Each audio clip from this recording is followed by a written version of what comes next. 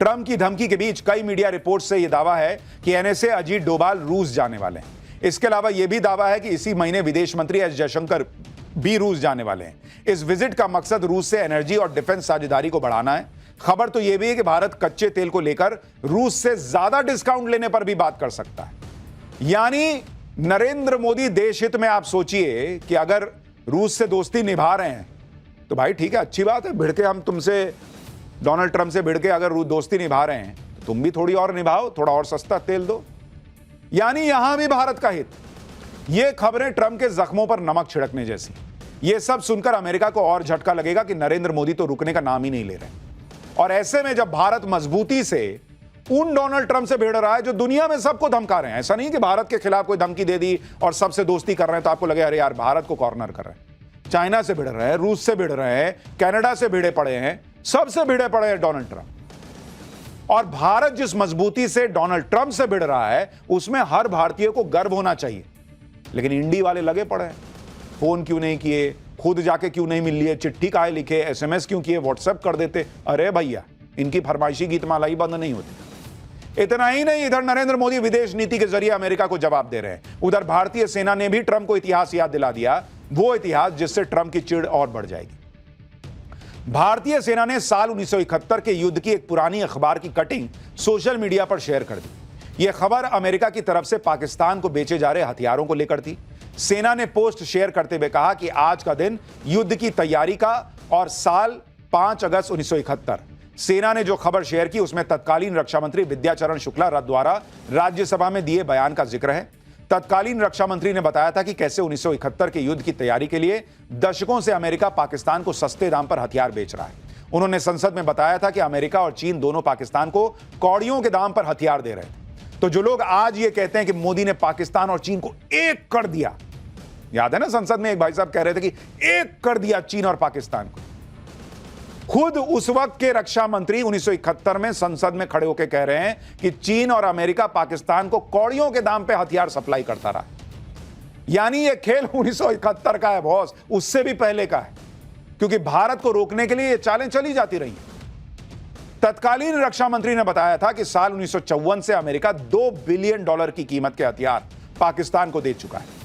तब के रक्षा मंत्री ने तब संसद को यह भी बताया था कि कैसे सोवियत संघ और फ्रांस ने पाकिस्तान को हथियार सप्लाई करने से मना कर दिया, लेकिन अमेरिका ने पाकिस्तान को अपना समर्थन जारी रखा।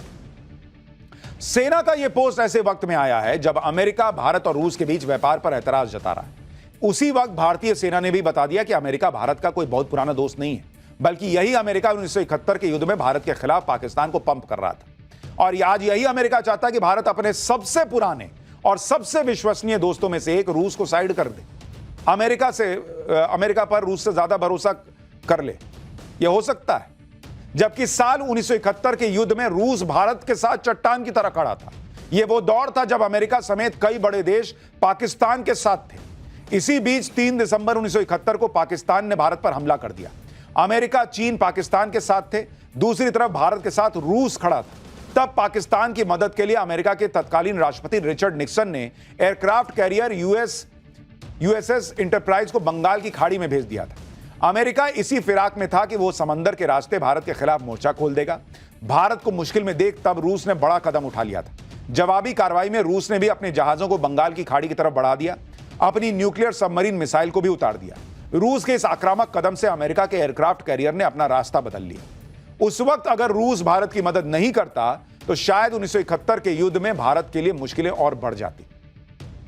आप सोचिए, भारत को बचाने के लिए रूस अमेरिका जैसी सुपर पावर से भिड़ गया और आज अमेरिका यह उम्मीद कर रहा है कि भारत रूस का साथ छोड़ देगा। और जो लोग आज कह रहे हैं कि मोदी नरेंद्र सरेंडर ट्रंप के सामने, उनके जमाने में अमेरिका क्यों भेज रहा था युद्धपोत? जरा पूछना चाहिए। पाकिस्तान को सप्लाई क्यों करता था हथियार? चाइना क्यों दे रहा था? बॉस, ऐसी बातें बोलिए जिससे आपका पॉलिटिक्स को लेकर ना लोगों का विश्वास बढ़े, विश्वास टूटे नहीं कि भाई ये लोग देश के साथ है भी या नहीं। एक तरफ भारत अमेरिका को तगड़े तरीके से जवाब दे रहा है, दूसरी तरफ रूस ने भी अमेरिका को टाइट किया। ट्रंप की धमकियों के बीच रूस ने अमेरिका को नया झटका दिया। रूस के राष्ट्रपति व्लादिमीर पुतिन ने बड़ा कदम उठाया है। रूस ने इंटरमीडिएट और शॉर्टर रेंज मिसाइलों की तैनाती पर खुद की लगाई रोक हटा दी। यह कदम अमेरिकी राष्ट्रपति डोनाल्ड ट्रंप की तरफ से 2 अमेरिकी परमाणु पनडुब्बियों को रूसी तटों के करीब तैनात करने के आदेश के बाद उठाया गया। रूस ने इन मिसाइल्स की तैनाती पर लगी रोक हटाकर यह मैसेज दे दिया है कि वो ट्रंप की धमकी के आगे झुकने वाले नहीं है। इसके अलावा रूस सीधे भारत के समर्थन में उतर आया। रूस की तरफ से कहा गया कि संप्रभुता वाले देश खुद ये तय कर सकते हैं कि वो किसके साथ व्यापार करना चाहते हैं, यानी रूस ने भी ट्रंप को लपेट दिया। और सिर्फ भारत ही नहीं, सिर्फ रूस ही नहीं, बल्कि चीन भी रूस से बहुत सारा तेल खरीद रहा है। चीन तो रूस से कच्चा तेल खरीदने में नंबर 1 पर है। चीन ने भी भारत की तरह ही ट्रंप को तगड़ा जवाब दिया है। चीन की तरफ से कहा गया है कि वो एनर्जी सप्लाई को अपने नेशनल इंटरेस्ट के हिसाब से सुनिश्चित करेगा। जबरदस्ती और दबाव से कुछ हासिल नहीं होगा।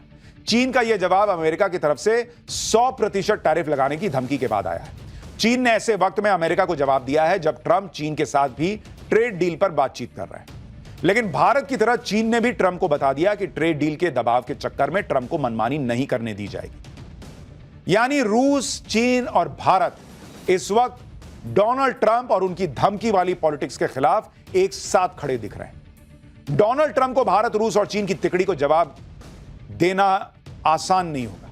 साथ में अमेरिका के अंदर भी ट्रंप गिरते जा रहे हैं। अमेरिका की पूर्व राजदूत और रिपब्लिकन लीडर निक्की हेली ने भारत को धमकाने पर ट्रंप की क्लास लगा दी। निक्की हेली ने कहा कि भारत को रूस से कच्चा तेल खरीदने से रोका जा रहा है। लेकिन चीन का क्या? चीन तो रूस का कच्चा तेल खरीदने में सबसे आगे है। चीन तो ईरान से भी तेल ले रहा है। इसके बावजूद चीन पर टैरिफ लगाने में 90 दिन की रोक लगा दी गई। निक्की हेली ने ट्रंप को चेतावनी देते हुए कहा कि चीन को इस तरह खुली छूट मत दो और भारत जैसे अहम साझेदार से रिश्ते मत खराब करो। यानी अमेरिका के नेताओं को भी लग रहा है कि ट्रंप के चक्कर में पूरा वर्ल्ड ऑर्डर बदल रहा है। भारत, चीन और रूस की तिकड़ी बन रही है। इसलिए अब अमेरिका में ट्रंप की पार्टी के नेता भी उनके खिलाफ बोल रहे हैं। आप ट्रंप का दोहरा रवैया देखिए। जिस पाकिस्तान को ट्रंप पुचकारने में लगे हैं, जिसके फील्ड मार्शल को ट्रंप लंच करवा रहे हैं, वही पाकिस्तान यूक्रेन में तबाही मचा रहा है और ट्रंप कुछ नहीं बोल रहे हैं। यूक्रेन के राष्ट्रपति जेलेंस्की ने दावा किया है कि चीन, पाकिस्तान समेत कई देशों के भाड़े के सैनिक यूक्रेन के खिलाफ लड़ रहे हैं। जेलेंस्की ने इस मामले में कड़ा जवाब देने की बात कही है। अब ट्रंप को पाकिस्तान को फोन लगाना चाहिए, पूछना चाहिए कि यूक्रेन में क्या तबाही मचा रखी है, रूस की तरफ से क्यों लड़ रहे हो। डोनाल्ड ट्रंप अगर दुनिया के इतने बड़े चौधरी हैं तो फोन लगाएं, नेता हैं इतने बड़े तो फोन लगाएं और बोलें कि भाई ये तुम क्या कर रहे हो, पाकिस्तान के और चाइना के सैनिक क्यों जाके यूक्रेन की तरफ से लड़ रहे हैं। तब कुछ नहीं बोल पाते। भारत तेल खरीद रहा है तो यूक्रेन में लोग मर जा रहे हैं और चीन और पाकिस्तान के सैनिक वहां पे मार रहे हैं यूक्रेन के लोगों को, तब कुछ नहीं। यह है ट्रंप का डबल स्टैंडर्ड। और इसलिए मैं कह रहा हूं ना, इनको टैरिफ की चिंता नहीं है। इनको चिंता है कि मुझे नोबेल पीस प्राइज कैसे मिलेगा। और नोबेल पीस प्राइज कैसे मिलेगा भाई? जब तक रूस यूक्रेन का युद्ध ये बंद नहीं कराएंगे, जिसको कह के आए थे कि मैं तो तुरंत बंद करा दूंगा। उस चक्कर में पैर पटक रहे हैं और उस पैर के नीचे इनकी खुद की पब्लिक, अमेरिका की पब्लिक के हित जो हैं वो कुचले जा रहे हैं। खैर, पाठशाला में अब अगला